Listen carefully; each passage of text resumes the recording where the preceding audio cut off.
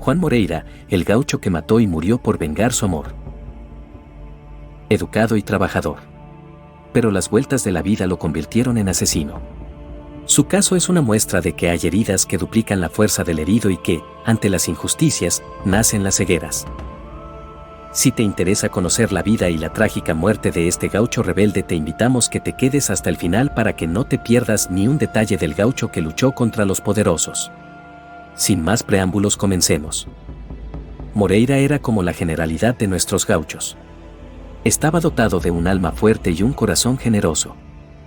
Moreira fue empujado a la pendiente del crimen por el odio y la injusta hazaña con que se lo persiguió.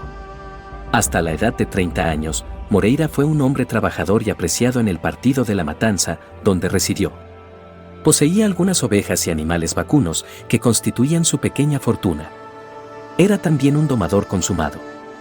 Hombre de costumbres sobrias, jamás concurría a las pulperías, sino en los días de carreras, a las que iba montado sobre un magnífico caballo. Nunca se le había visto beber con exceso, ni participando en esas peleas de los gauchos que generalmente terminaban con algún muerto. Juan Moreira había nacido en Buenos Aires, en el barrio de Montserrat con el nombre de Joaquín José Custodio, el 16 de marzo de 1835. Era hijo de un inmigrante portugués y de una correntina. El hecho es que realmente existió, aunque muchos dudaron. Murió fusilado en Lobos, provincia de Buenos Aires, después de haber sido detenido por la policía. Le adjudicaban en ese momento, quizá con exageración, varias muertes. Pero para comprender mejor este relato nos remontaremos al comienzo de esta historia. A los 25 años, el amor hizo latir su corazón. Una hermosa y tierna paisanita rubia, de nombre Vicenta, lo había enamorado. Ella también estaba deslumbrada por la robusta y fuerte estampa varonil de Moreira, por su delicadeza personal, por su tupida cabellera ondeada y por su voz grave con la que entonaba dulces canciones camperas, acompañándose con su guitarra. Además, era un hombre educado y trabajador, y poseía en ese momento una tropa de carretas que le permitía subsistir honradamente. Contrajo matrimonio. Al tiempo, un hijo completó su dicha. Luego vendría otro más. Pero el alcalde del pueblo también estaba enamorado de Vicenta, su mujer, aunque con intenciones indignas, digamos. Hombre astuto y sagaz, el funcionario público inventó una causa contra el joven esposo, por la cual a Moreira lo enviaron engrillado, como si fuera un criminal, a la frontera a pelear contra los indios. 2 años duró su calvario. Todavía le esperaba al regresar a su hogar la desventura, el dolor y la vergüenza.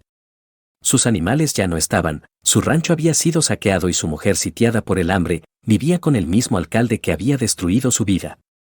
Sus hijos habían sido entregados sin saber siquiera a quiénes. Esto era demasiado para cualquier hombre y mucho más para un gaucho de su temple. No pudo frenar su impulso ante tamaña injusticia. Y hay heridas que duplican la fuerza del herido. Mató al alcalde y huyó. Sabía que moriría si llegaba a ser apresado. En abril de 1874, por indicaciones del entonces gobernador bonaerense Mariano Acosta, quien de inmediato se transformó en vicepresidente, el juez de paz de Lobos, Casimiro Villamayor, destinó 25 policías al mando del comandante Francisco Basiliano Bosch a detener a Juan Moreira, para lo cual rodearon el almacén y pulpería, La Estrella, de esa localidad, hoy el Sanatorio Lobos. Él peleó contra todos ellos y estuvo a punto de huir, pero cuando se aprestaba a saltar una pared y montar su caballo fue herido por el sargento Andrés F. Chirino bayonetazo mediante. Moreira le respondió con un trabucazo que le hizo perder un ojo y un hachazo que le cercenó 4 dedos. Se levantó e hirió a Eulogio Varela, pero tras 2 vómitos de sangre falleció. Esta leyenda popular dejó un hijo también llamado Juan Moreira y a su amada Vicenta. Sus restos se encuentran actualmente en el cementerio de Lobos, aunque su cráneo, junto con diversos efectos personajes como parte de sus armas, pasaron a ser parte de valores históricos cuidados en el Museo Juan Domingo Perón, de la hoy ciudad de Lobos. Su vida fue transformada en leyenda por el actor uruguayo José Juan Pepe Podestá, creador con sus hermanos Jerónimo, Pablo y Antonio, de la compañía circense teatral Hermanos Podestá, considerada la iniciadora del circo criollo y a la que se le atribuye la difusión del baile pericón. En homenaje de ella se conmemora el Día del Circo y del Teatro Nacional Rioplatense. Así llegamos al final de este video. Esperamos que te haya gustado descubrir esta historia junto a nosotros. Te invitamos a suscribirte y activar las notificaciones para estar al tanto de nuestras actualizaciones. Nos vemos en un próximo video. Hasta luego.